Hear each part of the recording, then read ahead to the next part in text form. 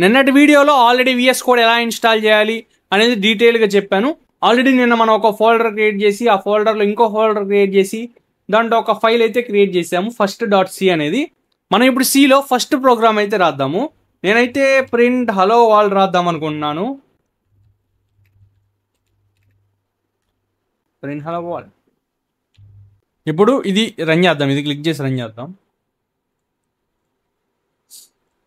Run. ఇక్కడ చూసినట్లయితే errors వచ్చాయి. అసలు ఎందుకు ఎర్రర్స్ వచ్చాయంటే నేను చూసారా, ఒక సింటాక్స్ లేదు, ఏం లేదు, డైరెక్ట్గా రాశాను ప్రింట్ హలో వరల్డ్ అనేది. ఇలా ఎందుకు ఎర్రర్ వచ్చిందంటే మనకి ప్రతి ప్రోగ్రామింగ్ లాంగ్వేజ్కి ఒక సింటాక్స్ అనేది ఉంటుంది, ఒక స్ట్రక్చర్ అనేది ఉంటుంది. మనం ఆ స్ట్రక్చర్ అనేది ఫాలో అవ్వాలి మనం సిస్టమ్తో కమ్యూనికేట్ అవ్వాలంటే. నేను ఇక్కడ డైరెక్ట్గా ప్రింట్ హలో వరల్డ్ అని ఇచ్చేసాను.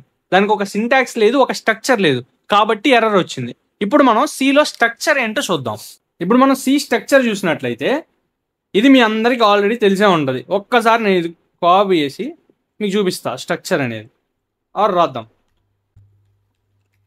మేబీ మీ అందరికీ తెలిసే ఉంటుంది. హ్యాష్ ఇంక్లూడ్ stdio.h అంటే ఏంటో చెప్తా చూడండి. ఇక్కడ క్లియర్గా రాశాను నేను. హ్యాష్ ఇంక్లూడ్ stdio.h అంటే ఏంటంటే ఇప్పుడు సపోజ్ మనం ఏదన్నా వర్క్ స్టార్ట్ చేసేటప్పుడు మనకు కొన్ని టూల్స్ కావాలి. లైక్ ఇప్పుడు మనం డ్రాయింగ్ ఇస్తున్నాము. మనం డ్రాయింగ్ ఇవ్వాలంటే మనకు ఒక పెన్ కావాలి, పెన్సిల్ కావాలి. అలాగే మనం కోడ్ రాసే ముందు మనకు కొన్ని టూల్స్ కావాలి. ఆ టూల్స్ అన్ని stdio.h లో ఉంటాయి అన్నమాట. ప్రింట్ ఉంటుంది, స్కాన్ ఉంటుంది, ఇవన్నీ మీకు ముందు వస్తాయి, మీరేం టెన్షన్ పడకండి.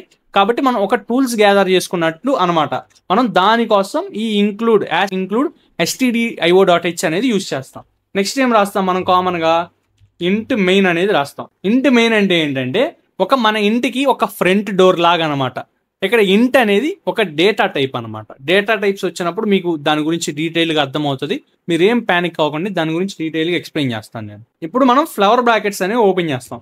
మన కోడ్ అనేది ఇక్కడ స్టార్ట్ అవుతుంది అనమాట, ఇంట్ మెయిన్ దగ్గర నుంచి. అలాగే ఇది వచ్చేసరికి లాస్ట్ అనమాట. మనం దీని మధ్యలో మన కోడ్ అనేది రాస్తాం.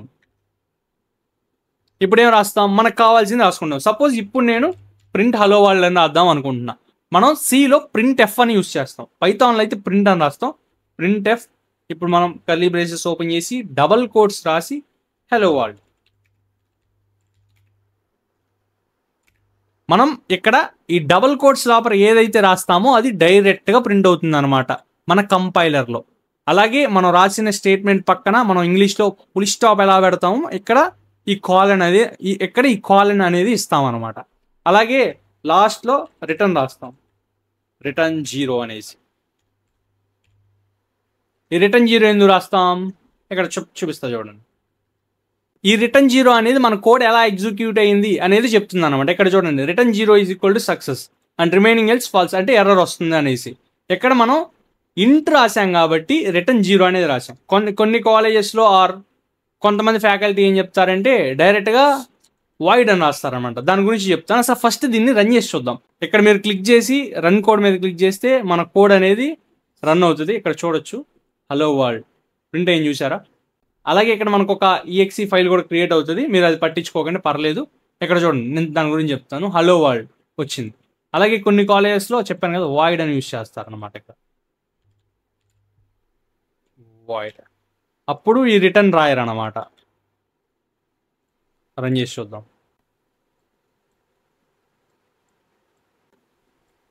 చూసారా, హలో వరల్డ్ ప్రింట్ అయింది. ఎలా అయినా రాయొచ్చు. మ్యాక్సిమం ఈ వాయిడ్ మెయిన్ అనేది ఇలా రిటర్న్ రాయకుండా రాసేది ఇది ఓల్డ్ మెథడ్ అనమాట. మనం ప్రీవియస్గా ఉన్నదే ఇలానే యూజ్ చేద్దాం, మన సిరీస్లో ఇలానే చెప్దాం. మీరైతే ఈ స్ట్రక్చర్ని అయితే ఫాలో అవ్వడానికి ట్రై చేయండి. ఇది స్ట్రక్చర్ ఆఫ్ సి అనమాట. ఇప్పుడు అసలు బ్రీఫ్గా మళ్ళీ ఒకసారి చెప్తా చూడండి. ఇక్కడ హ్యాష్ ఇంక్లూడ్ stdio.h అంటే మనకి ఒక టూల్స్ని ఇంపోర్ట్ చేసుకుంటున్నట్టు.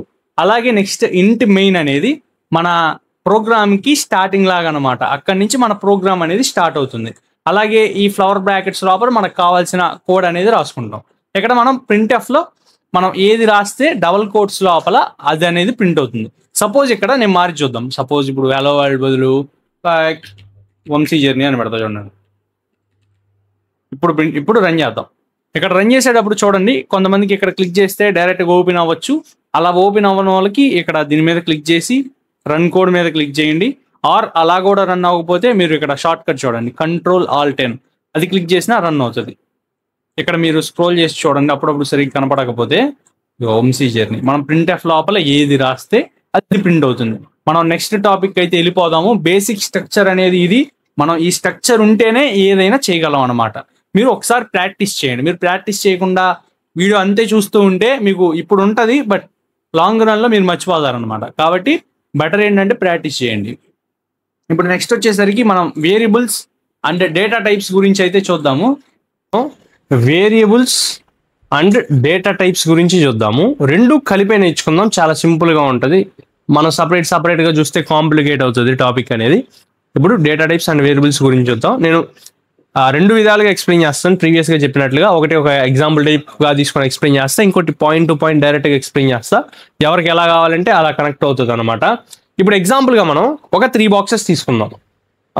ఇక్కడ ఒక బాక్స్, 3 బాక్సెస్ తీసుకున్నాం. ఇక్కడ ఒక బాక్స్, ఇక్కడ ఒక బాక్స్, ఇక్కడ ఒక బాక్స్. ఈ బాక్స్కి నేను ఈ బాక్సెస్కి నేను నేమ్ పెట్టుకుందాం అనుకుంటున్నా. ఒకటి మనీ అని పెడుతున్నా, ఇంకోటి ప్రైజ్ అని పెడుతున్నా, ఇంకోటి ఏంటంటే గ్రేడ్ అని పెడుతున్నా. ఇప్పుడు మనం వేరియబుల్ అంటే ఏంటి అనేది డెఫినేషన్ చూద్దాం. A variable in C named memory location that is used to store data. ఇదే మెమరీ లొకేషన్ అనుకోండి. ఈ బాక్సెస్ లోపల మనం డేటా అనేది స్టోర్ చేయొచ్చు. ఇక్కడ మీరు చూసినట్లయితే దీన్ని నేనేమంటా అంటే ఇవి వేరియబుల్ బాక్స్ అనమాట. డేటాని స్టోర్ చేసుకుంటాయి ఇవి. ఈ 3 నేమ్స్ ఉన్నాయి కదా, వీటిని ఏమంటామంటే మనం వేరియబుల్ నేమ్స్ అంటాం అనమాట. వేరియబుల్ నేమ్ అనమాట. ఈ మనీ అనేది, ఈ ప్రైజ్ అనేది, అలాగే ఈ గ్రేడ్ అనేది. అలాగే ఇప్పుడు డేటా టైప్ అంటే ఏంటో చూద్దాం. సింపుల్గా వేరియబుల్ అంటే ఏంటి? Used to store data. దీని లోపల మనం డేటా అనేది స్టోర్ చేయొచ్చు. ఇవి వేరియబుల్ బాక్సులు ఆర్ మెమరీ అలొకేషన్. ఇప్పుడు డేటా టైప్ అంటే చూసినట్లయితే in data type in C specifies that type of data that variable can store. Data type అంటే ఏంటంటే మనం వేరియబుల్లో డేటాని స్టోర్ చేస్తాం. ఇంతక వేరియబుల్ ఏమంటది? నేను ఈ బాక్స్ లోపల డేటా స్టోర్ చేసుకుంటా అంటుంది. డేటా టైప్ ఏమంటది? నేను వేరియబుల్లోకి వెళ్ళి డేటాని స్టోర్ చేస్తా. కాబట్టి ఇక్కడ మనం ఈ బాక్స్ లోపల డేటా అనేది తీసుకుందాం. ఇక్కడ ఎగ్జాంపుల్గా నేను మనీలో 100 పెడుతున్నా, 100 రూపీస్ అనుకోండి. అలాగే ప్రైస్ వచ్చేసరికి నేను ఏదన్నా షాపింగ్ మాల్కి వెళ్ళాను, ఎక్కడో ఒకక్కడ నాకు బిల్ అయింది 99.99. అలాగే నాకు ఎగ్జాంపుల్గా సిలోనే సపోజ్ ఏ గ్రేడ్ వచ్చింది. ఆ గ్రేడ్ని ఇక్కడ ఈ బాక్స్లో పెడుతున్నా. ఇవి వాల్యూస్ అనమాట. ఈ 100 అనేది, ఈ 99 అనేది, ఈ ఏ అనేది వాల్యూస్ అనమాట. ఈ 3 అనేది different type of variable boxes. ఆ బాక్సెస్ లోపల మనం డిఫరెంట్ టైప్ ఆఫ్ డేటా అనేవి పెట్టాం. ఈ మనీ, ప్రైస్, గ్రేడ్ అనేవి వేరియబుల్ నేమ్స్ అనమాట. వాటి లోపల మనం వాల్యూస్ అనే వాటిని స్టోర్ చేసాం. ఇక్కడ మనకి డేటా టైప్లో డిఫరెంట్ టైప్స్ ఉంటాయి అన్నమాట. డేటా టైప్స్లో మనకి హోల్ నెంబర్స్ని ఏమంటామంటే ఇంటీజర్స్, అంటే దాన్ని షార్ట్ ఫామ్లో డేటా టైప్, దాన్ని ఇంట్ అంటాం. అలాగే డెసిమల్ నెంబర్స్ని ఫ్లోట్ అంటాం. అలాగే బిగ్గర్ డెసిమల్ నెంబర్స్ని డబుల్ అంటాం. అలాగే క్యారెక్టర్స్ ఉంటాయి. సింగిల్ క్యారెక్టర్ని డేటా టైప్ని క్యార్ అనే దాంతో రిప్రజెంట్ చేస్తాం. ఇక్కడ మన వాటిలో చూసినట్లయితే ఇక్కడ 100 అంటే ఏంటి? హోల్ నెంబరే కదా, అంటే ఇంటీజర్ కదా. దాని డేటా టైప్ నేమ్ ఏంటిది? ఇంట్. కాబట్టి దీన్ని ఇంట్ అందాం.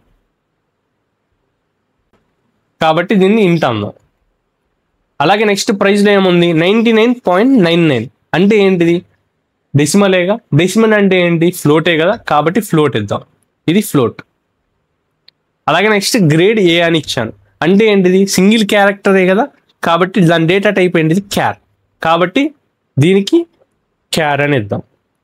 ఇప్పుడు మనం కోడ్లో రాయాలంటే దీనికి ఒక సింటాక్స్ ఉంటుంది అన్నమాట. మన వేరియబుల్ అండ్ డేటా టైప్ రాసేటప్పుడు ఏముంటుందంటే ఫస్ట్ ఏం రాస్తామంటే డేటా టైప్ రాస్తాం.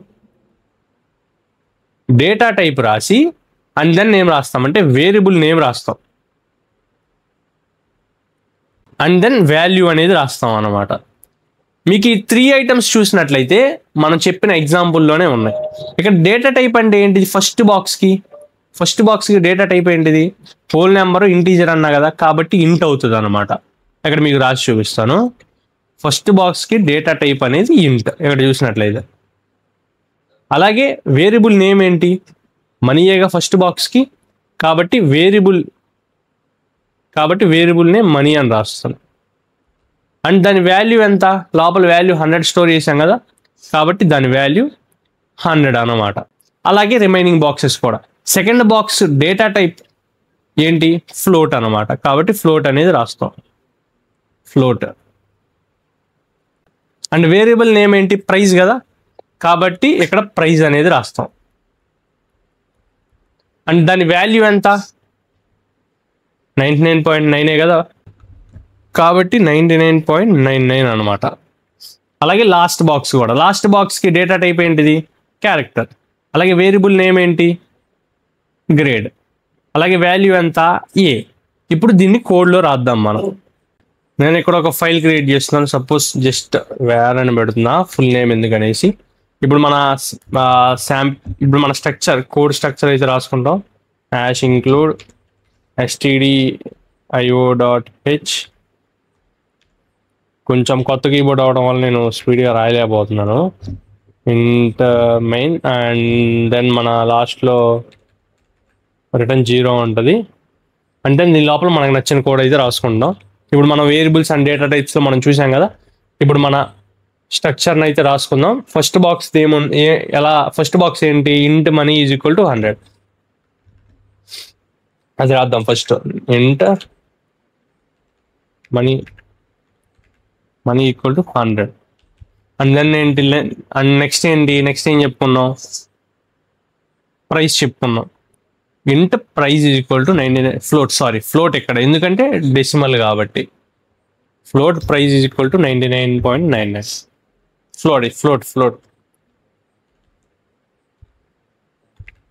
ఫ్లోట్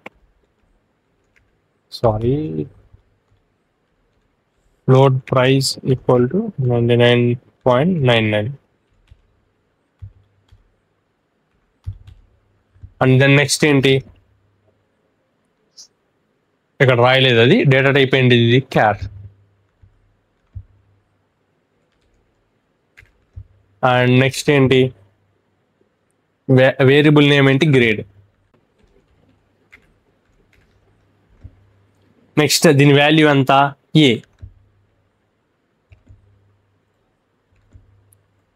ఇక్కడ మనం క్యారెక్టర్ రాసేటప్పుడు ఏంటంటే సింగిల్ కోడ్లో రాయాలి, ఎందుకో చూపిస్తాను ఉండండి. ఇక్కడ మనం డేటా టైప్స్లో చూసినట్లయితే క్యారెక్టర్, సింగిల్ క్యారెక్టర్ని క్యార్తో రిప్రజెంట్ చేస్తాం డేటా టైప్ని. ఇక్కడ చూసినట్లయితే మనం సింగిల్ క్యారెక్టర్ తీసుకున్నప్పుడు ఆ క్యారెక్టర్స్ని సింగిల్ కోడ్స్లో రిప్రజెంట్ చేయాలన్నమాట. కాబట్టి నేను అటు సైడ్ ఇటు సైడ్ సింగిల్ కోడ్స్ అనేవి ఇస్తాను. And then semicolon. ఇప్పుడు మనం వీటిని ప్రింట్ చేయాలి. ప్రింట్ చేయాలంటే అవుట్పుట్లో ఎలా, మనం ప్రింట్ఎఫ్ రాస్తాం కదా.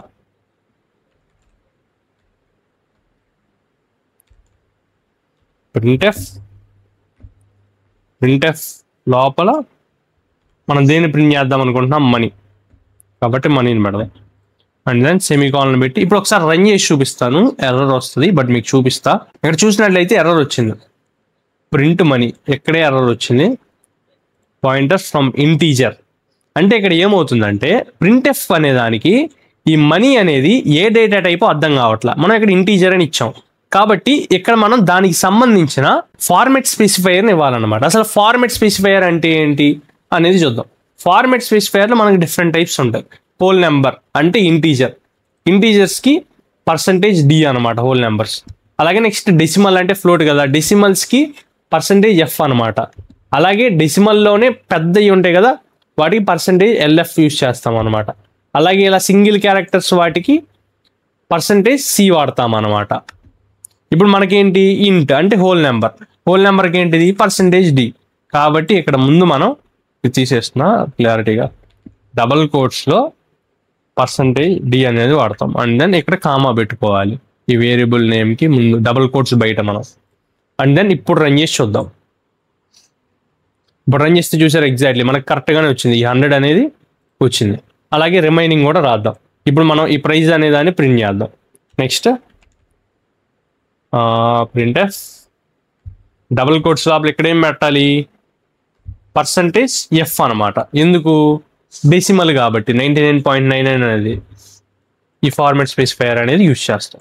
అండ్ దెన్ కామా పెట్టి మన సేమ్ వేరియబుల్ నేమ్ అక్కడ ఏది ఉందో ఇది యూజ్ చేస్తాం ఇక్కడ.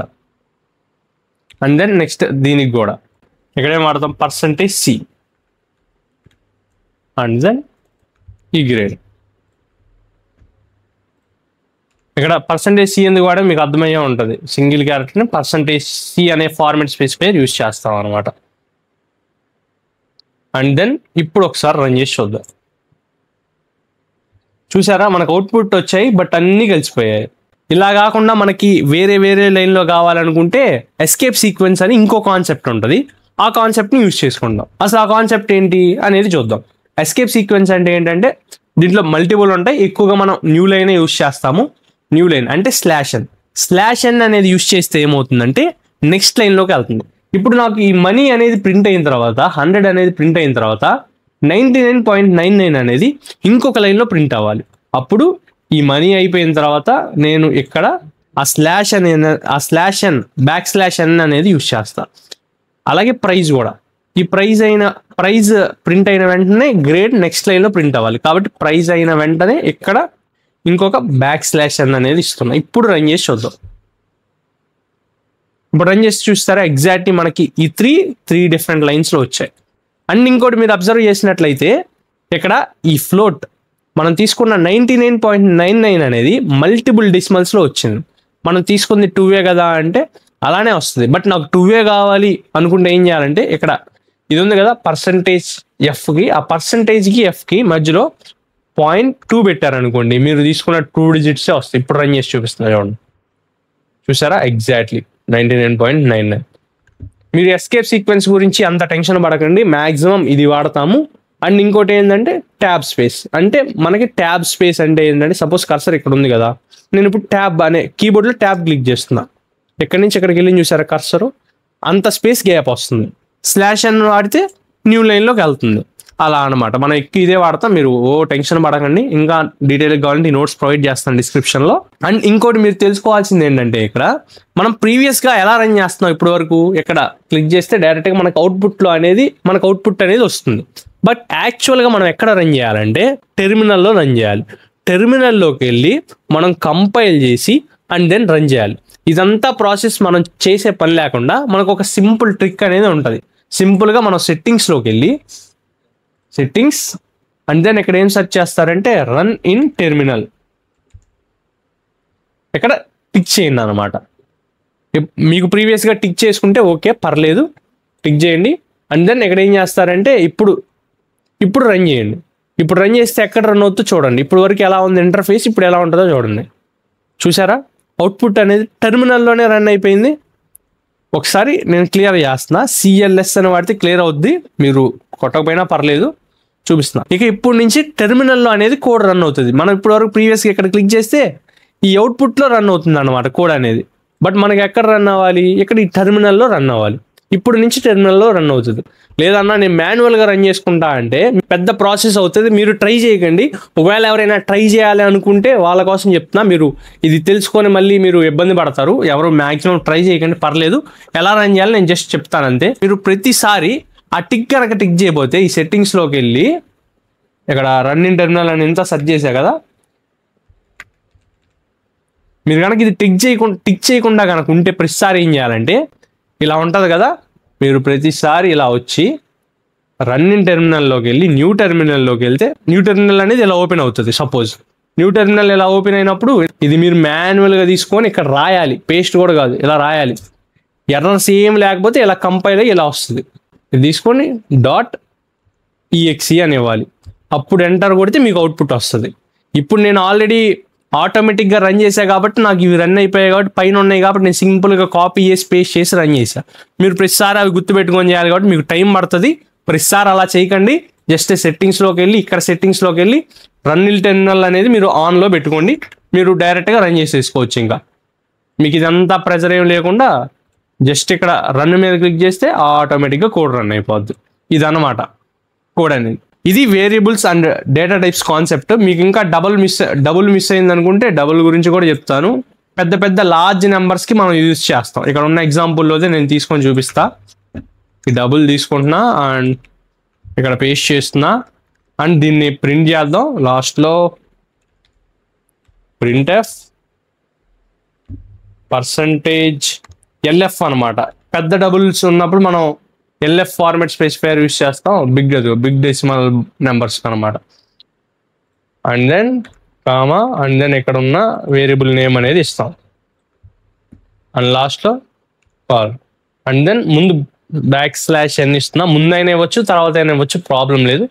ఇప్పుడు రన్ చేస్తున్నా, టెర్మినల్లోనే రన్ అవుతుంది. చూసారా కోడ్, అవుట్పుట్ ఆటోమేటిక్గా వచ్చేసింది. చూసారా మనకు ఇదన్నమాట variables and data types concept. That's it for variables and data types. ఇప్పుడు మీకు ఒక ఎడిషనల్ VS కోడ్ టిప్ అయితే చెప్తాను. నేను బై మిస్టేక్ ఇక్కడ కోడ్ అనేది var.c అనేది నేను క్లాస్ 1లో క్రియేట్ చేద్దాం అనుకొని బయట క్రియేట్ చేశా. ఇప్పుడు దీని లోపలికి పంపించాలంటే ఏం చేయాలంటే క్లాస్ 1 అనే దాన్ని ఓపెన్ చేసి దీని లోపలికి డ్రాగ్ చేయండి అనమాట, మూవ్ అయిపోతుంది. అలాగే దీన్ని కూడా మనకి Cలో ఏంటంటే మన ఫైల్ రన్ చేసేటప్పుడు వాటితో పాటు ఈ EXE ఫైల్స్ కూడా క్రియేట్ అవుతాయి అనమాట. మీకు వీడియో నచ్చినట్లయితే ఖచ్చితంగా లైక్ చేయండి, కొత్త వారికి రికమెండ్ అయ్యే ఛాన్సెస్ ఉంటాయి. అండ్ మీరు కనుక కొత్తగా చూస్తుంటే మన ఛానల్ని సబ్స్క్రైబ్ చేయండి.